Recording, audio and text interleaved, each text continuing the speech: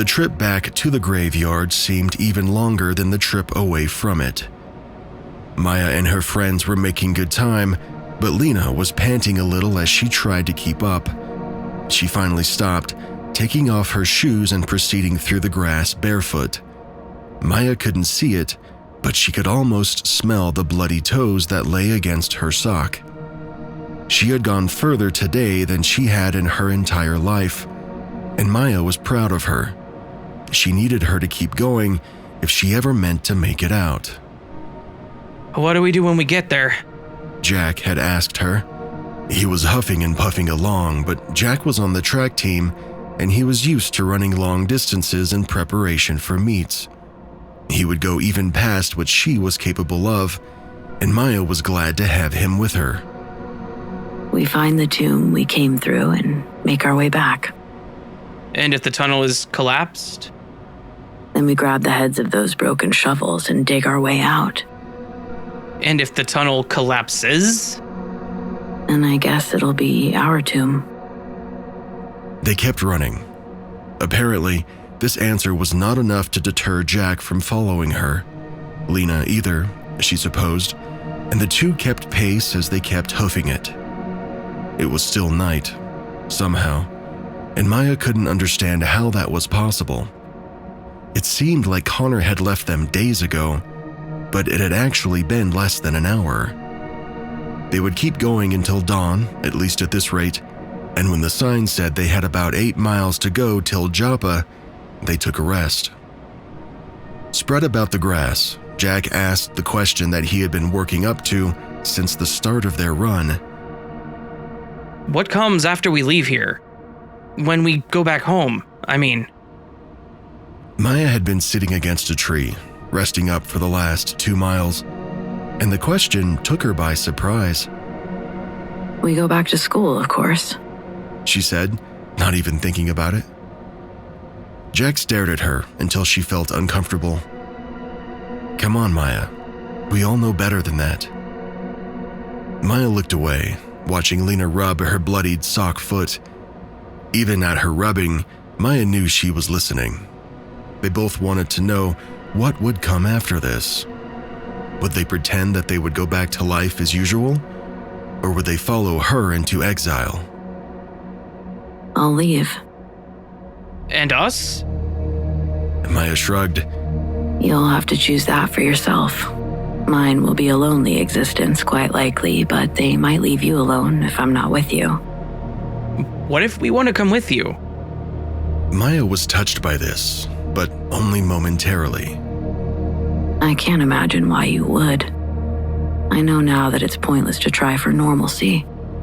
The director will never let me live a normal life. I see that now. And if they don't leave us alone, what then? We can't fight them. That much is obvious. We can only die, but maybe if we're together... Then we can all die together, I suppose. Jack looked away, clearly not expecting so much pushback. Maya knew that such pushback was needed, however, if she was going to keep them from dying. She needed them to understand that her future was bleak and hopeless, but they still had something to live for. They had families and futures, and she only had the road. Hers was a life on the run. Why would they choose such a life as that? Why would they choose her when she could give them nothing but turmoil?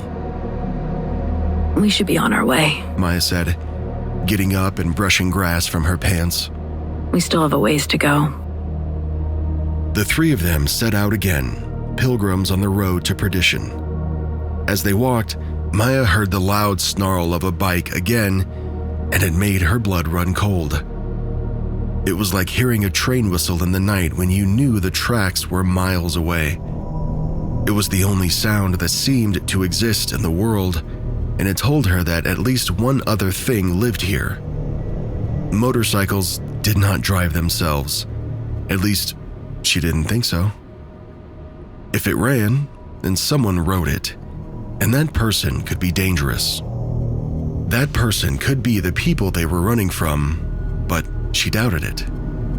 The idea that the director could get her here Even here, where so few could reach anyone, was unlikely, but her fear was a deep reservoir that could not be drained. She could believe that these people, this organization, could reach her no matter where she went or what she did. They chased her as the boogeyman chased children through their dreams. I hate that sound. It's like a creature screaming. It sounds so odd when there is no other sound.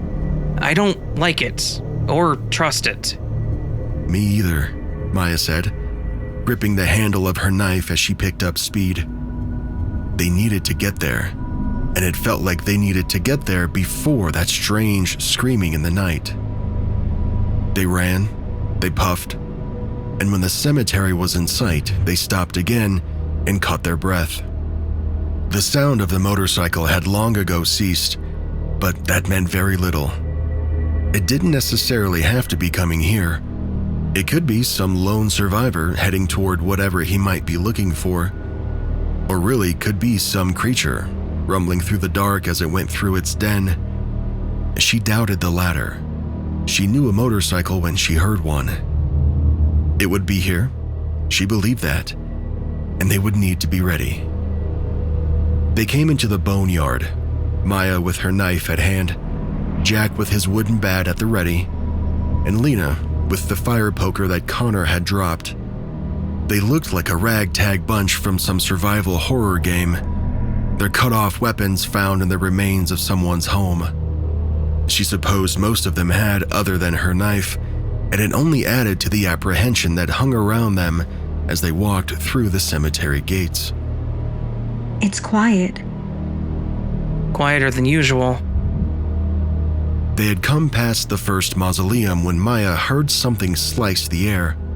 She dove forward, and when it snarled against the nearby headstone, she looked and saw the knife that was sticking out of the stone marker. Lena screamed. Jack turned in the direction that it had come from, and Maya crouched as she tried to find the thrower. He had to be close. That knife couldn't have come from more than 20 or 30 feet away. And when she saw him silhouetted against the lightening sky, Maya felt like screaming too.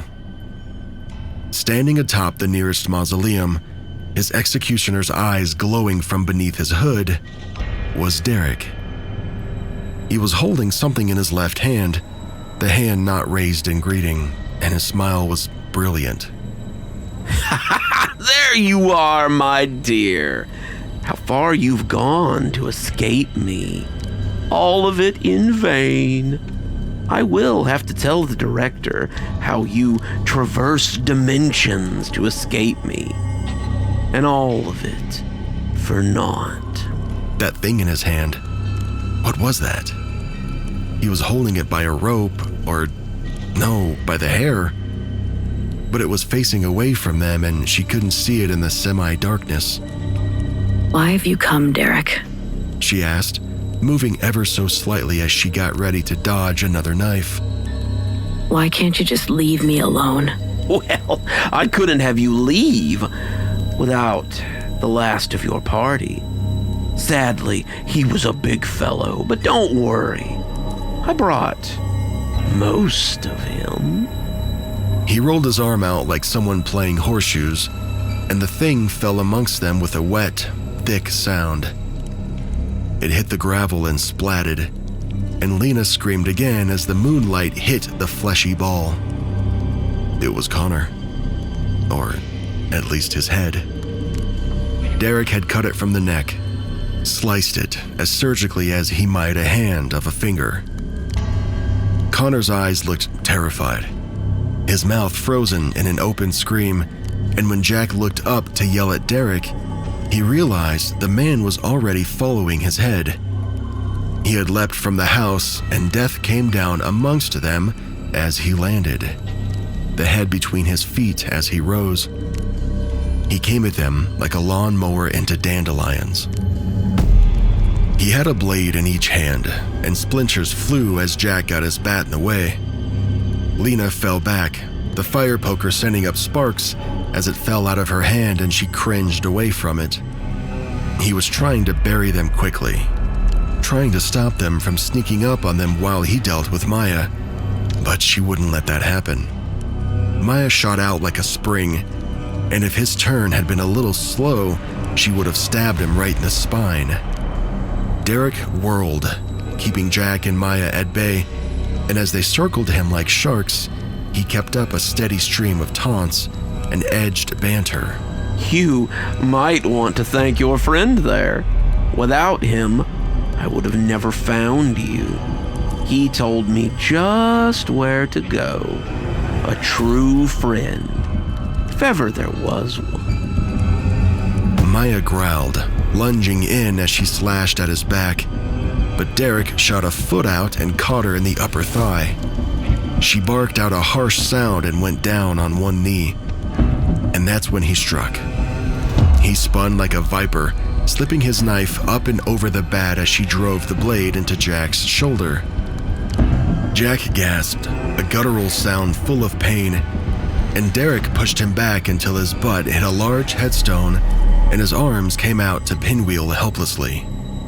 First time you've ever been stabbed, boy? Darek asked, bringing the knife up to his throat to stop his frantic hands from lashing out. Could be the last, too, if you play your cards right. Myself, I was stabbed 24 times before I was 20. Knife wounds to us are as common as bug bites, though they do take a little longer to heal. Maya tried to make her legs work, to pivot up and go help him, but Darek had caught her just right.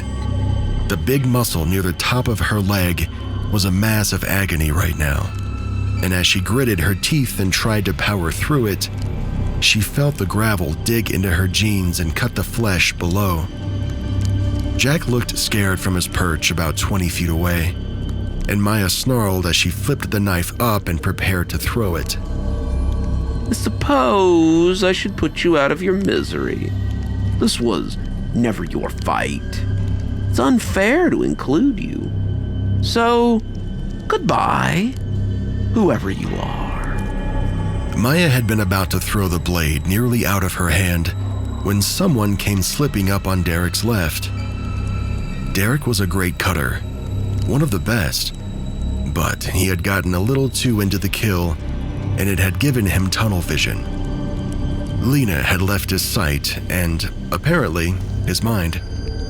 But when she brought the granite grave marker down on his back, Darek stumbled and shouted as he crashed into Jack. Lena brought it down again, but she was too short to do more than bash him in the shoulders.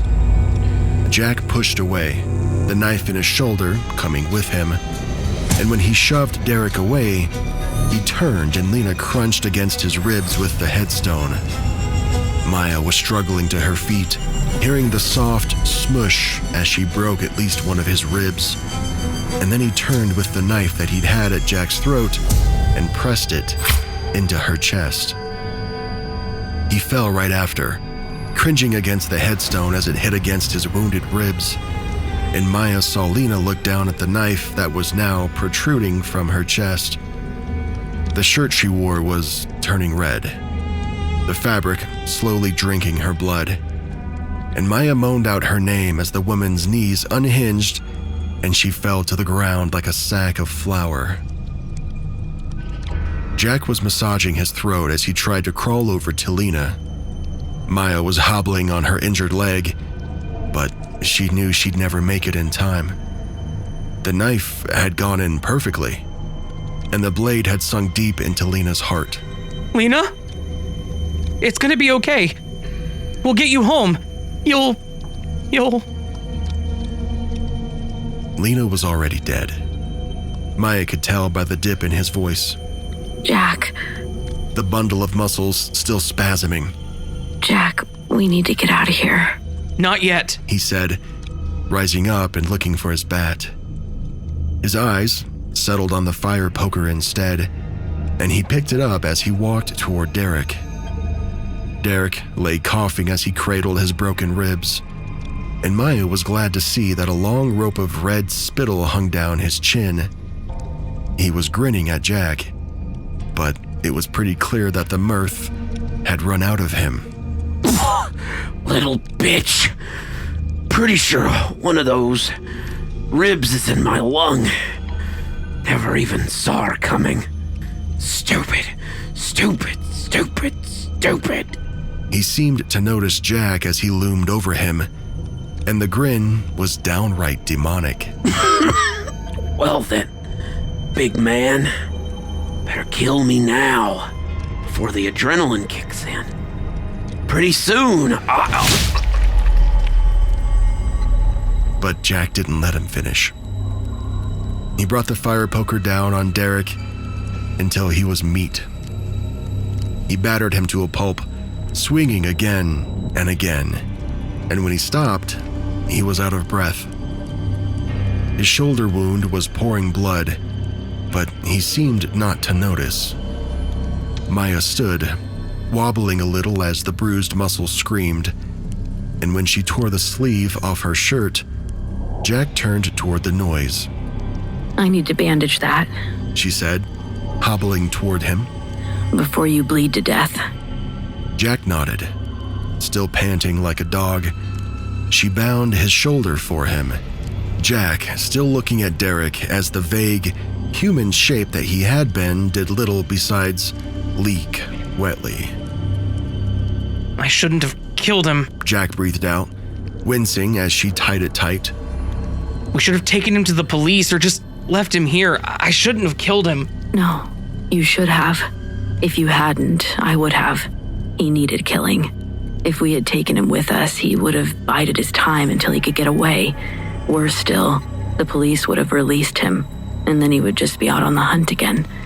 With him dead, we might actually make it out of here.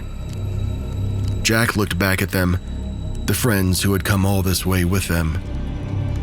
What do we do with them? Maya shrugged. Leave them.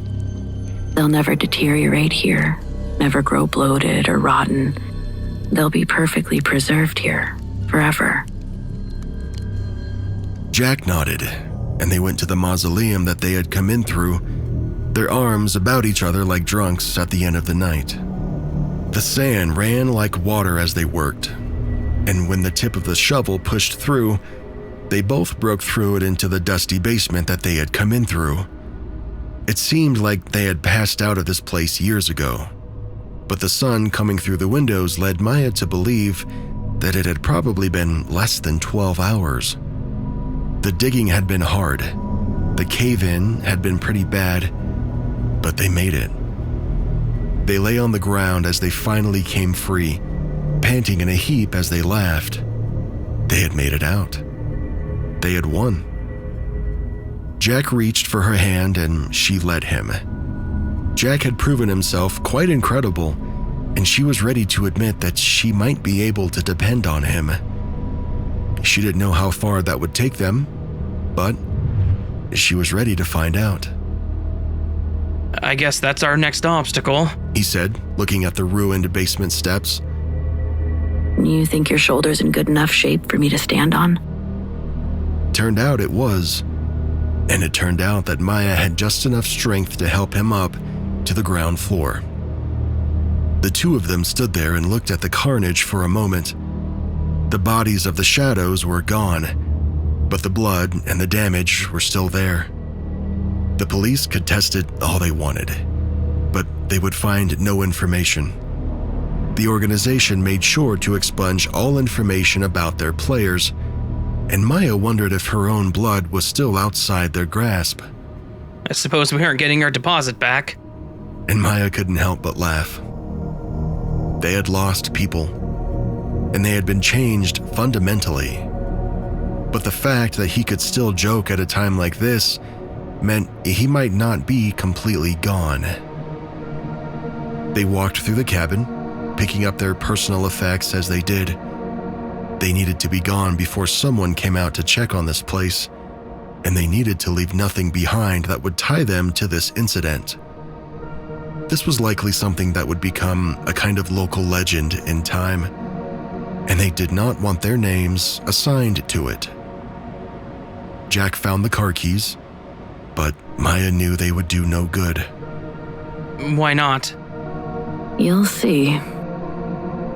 She popped the hood and Jack cursed softly.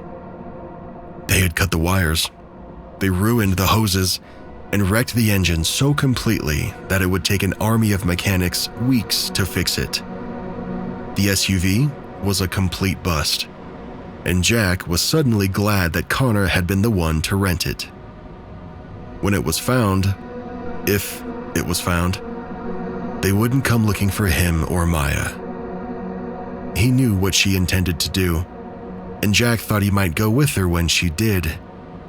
His dad hadn't called him in weeks, not since he divorced his third wife, and his biological mother was somewhere in North Dakota with a man called Guru Kuthi. Neither of his parents were really the parenting type, but they had been the paying tuition type, so he had escaped their home as quickly as he could. He hadn't talked to them, either of them, in nearly 6 months, and he wasn't too upset about the idea of never having to hear about his father's latest Tinder match or his mother's 5,000th spiritual awakening. Guess we're walking. Maya said, looking at the road that ran away from the cabin. Guess so. And the two of them walked off toward whatever might come next.